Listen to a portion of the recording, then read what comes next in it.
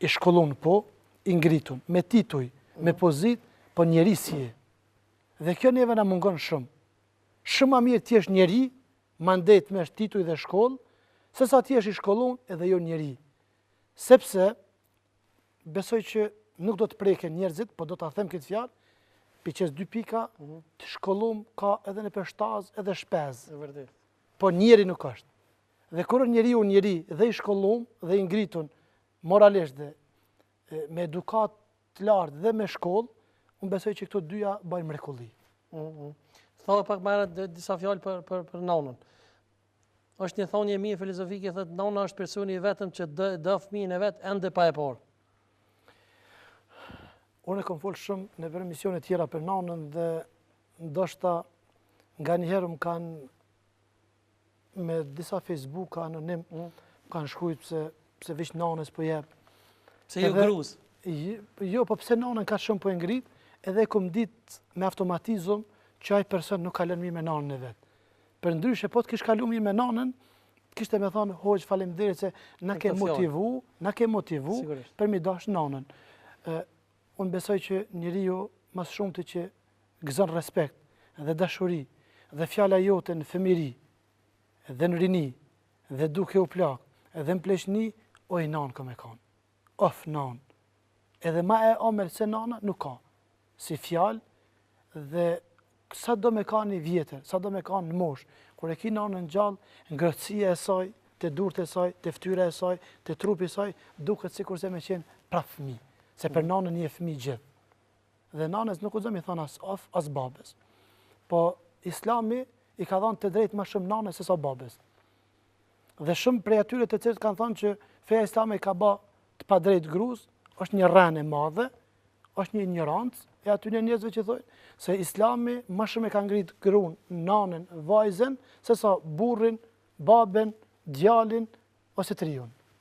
Dhe nëse him në detajet e Kur'anit dhe pasqyrës të profetit ton alayhi salam, del që nana, gruaja edhe vajza. Pse nana? Sepse po thot pejgamberi alayhi salatu wasalam, xhenetin e kit e kam të nanës. Pika e parë. E dyta, po kush i rrit 2 vajza, 3, edhe një i edukon, i marton, që thojmë na popull shqiptar, i rahaton, e ka xhenetin e garantun. E treta, thot profeti alayhi salam, aqrabu nasi ilayka zawjatak, personi më i afërm i jyti është gruaja. Që dhe person është më i afërm se sa gruaja? Nuk është asnjë. Dhe Zoti ka thonë ar-rijalu qawwamuna 'ala an-nisa. Burrat duhet me shpenzu për gratë, jo gratë për burrat. Dhe po e them tash një detaj që besoj që s'do të më keq kupton dikush. Sigurisht. Por burri nuk ka të drejtë mja shfrytzu rrogën e grus, nëse punojnë bashkë. Nuk ka të drejtë. Burri e ka të drejtë me mbajt gruan, mu kujdes për te, me shpenzu për te, me ble për te, ama jo mja marrë grus rrogën edhe me bashkë ka dhe me rrogën e grus. E ka të ndaluar fetarisht. Bravo. Po nëse gruaja dën me shpenzu, atë nuk e ndërpren Islami, nuk e ndalën, por rrogën e saj, pagën që e merr, atë ndjerës që e ka, atë le të shfrytëzon ose sadak, ose dikon është e drejtë e saj, ose për fëmijët e saj. Se të na është një keq kuptim shumë i rëndë dhe na jemi mbështetur në fesë. Burri në punë, gruaja në punë. 8 orë burri, 8 orë gruaja, kur vinë në shtëpi, gruaja quhet bën bukën, e quhet e fshin, e qyr fëmijën, kjo ja fut gjëm. E po nuk ka drejtësi kjo. As nuk ka fe islame, as nuk ka morale, as nuk ka njerëzore, nuk ka kështu. As barazin nuk është. Por edhe gruaja punon, edhe burri punon. Edhe dy të kam i kry punë në shtëpi, por nëse do me ka musliman. Thonë pak më herët disa Facebook anonim ata të cilët nuk e quajnë mirë me nonë. Ata që nuk e quajnë mirë me nonë ose me gruaja kanë vënë në xhami hoç? Fetarisht nëse prind nuk ta bëjnë halal, atëherë nuk e di këto punë tjera çështë i pranon Zoti. Dhe ai që falet për nime, Zoti ka thonë inna salate tenha 'anil fahsha'i wal munkar. Namazit ndalon prej punëve të këqija. Dhe nëse edhe po falesh ti, edhe po bën punë të këqija, atë çfarë namazi kjo? Nuk është serioz. Fals namaz, fals xhami, fals musliman, jo i drejt, jo i sinqert. Sepse Zoti po thotë, nëse falesh, nuk guxon me bë punë të këqija. E çfarë do punë më e keqe se sa me i dhunu nanën ose me rrej babën, ose me qunë domata, ose mos më blej ilaçe, ose mos më blej veshmbathje, ose mos më ushqy mirë, ose vendin ku ata pushojnë, mos më pas trahat shumë dhe tën ditën me zhurma me fjalë, nuk di pse i thua atina njëri që falesh. Se nuk e ka për lexat Zotit. Po të kishte namazin për lexat Zotit, edhe ne nuk do të kishte minusa. Do të kishte çdo sa në rregull. Unë kam një surprizë mirë sonte për ty. Përmend pak më herët familjen, fëmijën, sonte vjen një voglushë edhe ka një dhuratë mirë për ty. Një kapuç të heroit tonë Agim Ramadan, ne ftojmë Taena Nushi. Hajde.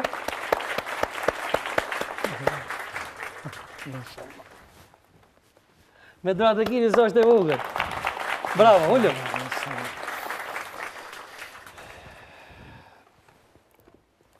Është kapel prej familjes së heroit tonë Agim Ramadanit. Është enkas për ty hoq. E ka sjell Taena Nushi voglushja. Unë këto i shoh 3 gjana të mëdha.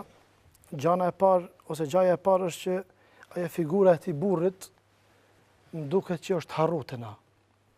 Dhe ajo figura e këtij njeriu, i cili gjaku i tij është derdh për lirinë tonë, kemi shkel me 2 kamt, edhe po më duket kemi vjell mbi gjakun e tij dhe të tjerëve. Dhe është rrezik i madh dhe është shumë do të kemi frikë dhe kujdes që mos shpirtat e tyre, që më besoj që janë xhenet, dhe gjaku i tyre dhe trupat e tyre dhe varret e tyre që kanë marrë për këtë vend, mos po na mallkojnë neve ditë dhe natë. Shkaku kryesor se nuk jemi të marrë me ta, se avdim historinë e tyre, s'dim ku kanë luftu, ku kanë vepru, si janë vra, familjet e tyre si janë, dhe ne jemi duke jetu në pace. Dhe më preki shumë figura e tij dhe mi kujtoj shumë figura tjera të mëdhaja, që mos të bahna shumë patriot, mandej po më thojnë ai hoxha e ka veç sa për reklama televizive. Nuk e kam për reklama televizive, po e ndjej se jemi i kësaj familjes adhetare dhe kombëtare dhe nuk ka kush më qet për këtij vendit. So vendi jam. Këtu më ka lind baba, edhe nana, dhe këtu në këtë vend ku i thojnë tokës tokë dhe ujit ujë, nuk ka kush më ndryshon. E vërtet. Dhe unë do më javë hoxhës, kapuçi. Me dorë të kitje se i rri mirë. Faleminderit. Dhe e dyta, kapuçi i bardh ka kallëzu zemrën e bardh shqiptarisë, që është zemër bardh. Kapuçi i bardh ka Po tregu. shkoj ka huaj se ti je zemër bardh. Faleminderit. Besoj ti mendon ashtu si jam ashtu. Po inshallah jam. Unë mendoj që po më pos fjalët që E para, kapuçi i bardh ka kallëzu edhe fytyrën tonë të bardh. Kapuçi i bardh ka kallëzu që ti nuk bën punë zeza. Po ma thuaj ku gjan kapuça të bardh në Kosovë? Kjo është e jona. Ky kapuç është i traditës tonë. A mos po dojnë edhe që ta më na i marrë në UNESCO të tjerët më na i fut? Qysh na i morën të tjerat, gjana tjera, që s'pjavdim vlerën kombëtare, as vlerën fetare, as vlerën njerëzore, as historike, as luftetarëve tonë, atëherë si çka kemi mbet ne si popull. Kisha pas dëshirë me gjetë një definicion kush jemi mbet, jo kush kemi qenë. Kush kemi qenë e dim. Historia jonë është shumë e pastërt. Historia jonë është shumë e begatshme dhe është e kompletune. Po kush kemi mbet nuk e di. Dhe kapuçin e bardh dhe gjithë ta luftetar, kreti kemi gjuhë se jemi të ecë me hapa tjetër ka. Mirë po e kemi gabim. Do të kite për hoxhën, sigurisht. 2 fjalë, nëse është voglusha këtu, 2 fjalë për gjithë voglushat tonë. Se thua pak më herët kemi folur veç për prindit, jo për fëmijët.